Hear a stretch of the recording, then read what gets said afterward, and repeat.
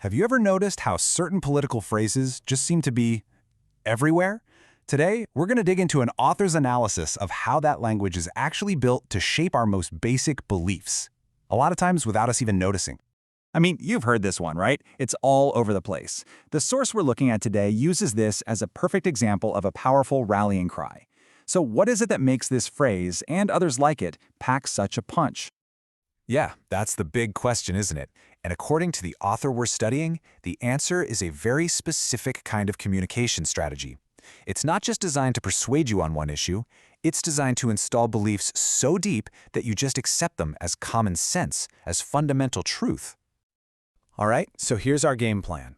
We're going to start by looking at the author's take on these powerful phrases. Then we'll define their main concept, which is called integration propaganda. From there, we'll get into two big case studies, our democracy and Western civilization. And we'll wrap up with the author's thoughts on what the whole point of this kind of messaging really is.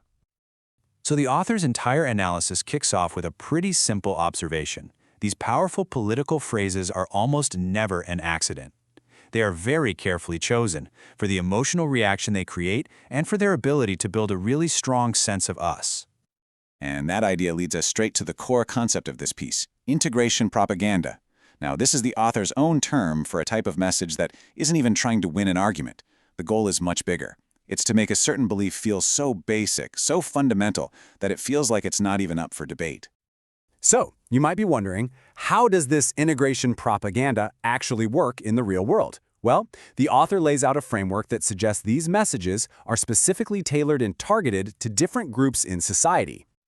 Okay, this table really shows that framework in action. The author argues that different narratives are built for different groups.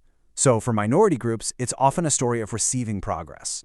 For progressives, it's about being on a grand historical march toward a better future. And for conservatives, it's about being the defenders of something called Western civilization. Let's see how this plays out, starting with that first case study. All right, let's circle back to that phrase from the very beginning, our democracy. The author points to this as a classic example of integration propaganda. It's a term that we all feel is incredibly important, but why? What's really going on there? From the author's perspective, its power comes from being woven right into the fabric of American identity, starting when we're kids. Think about those laminated copies of the Constitution on the classroom wall. That stuff builds a deep, instinctive, emotional connection. The term works because of that familiarity, not because everyone has a deep, formal understanding of civics. And the key point the author makes is that the feeling we get from democracy is way more powerful than its technical definition, which is a pretty big deal, since the US is technically a representative republic. And that brings us to the author's central thesis, the real core of their argument. They argue that the phrase Western civilization works in the exact same way, but as a form of integration propaganda aimed squarely at a conservative audience. So before we dive into the author's take, just take a second to think what pops into your head when you hear that phrase. Is it Greece? Rome? All of Europe? Well, the author claims that in practice, the term often has a much more specific and usually unstated meaning. This slide right here cuts right to the chase. On the left, you've got that broad, common understanding of the term. But what the author claims is that when it's actually used in political speech, Western civilization often means something way narrower.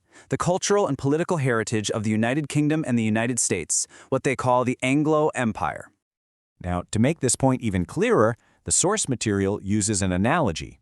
It suggests that the term functions a bit like the word white sometimes does, where it can be used to specifically refer to Anglos and Northern Europeans, while kind of excluding others.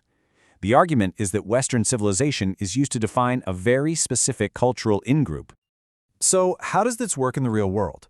Well, the analysis suggests that when certain political ideas, like freedom of speech or the right to bear arms, are framed as Western values, it's a way to rally support. It ties those ideas to a specific Anglo-American heritage, which makes them feel almost sacred, like they're beyond question.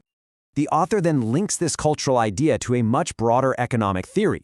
They argue that the whole concept of Western civilization is used to give a historical justification for a model of capitalism that's been around for about 500 years. And, they say, this model follows a pretty clear four-step cycle. First, you claim a new resource. Then you consume whatever local structures are in the way. Third, you metabolize those resources for profit. And finally, you expand until the whole system becomes overstretched and collapses.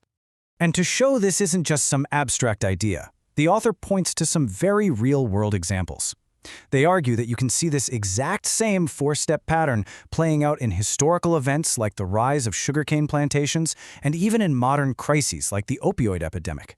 The system, they say, is the same, only the resource has changed. So this all leads to the author's final point. If these powerful phrases really do act as propaganda, what's the ultimate goal? And in the author's view, does that mean all propaganda is automatically a bad thing? Well, the source material makes a really interesting distinction here. On the one hand, it says there can be good propaganda. Think about a public service campaign to prevent forest fires. That has a clear, positive goal for everyone.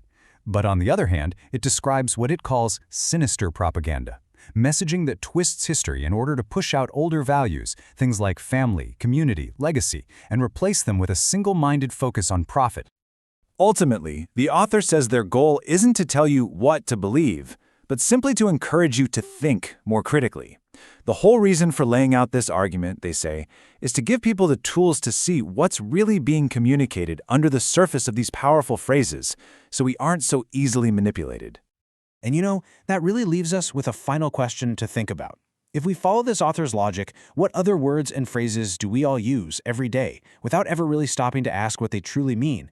And, more importantly, who benefits from us not asking?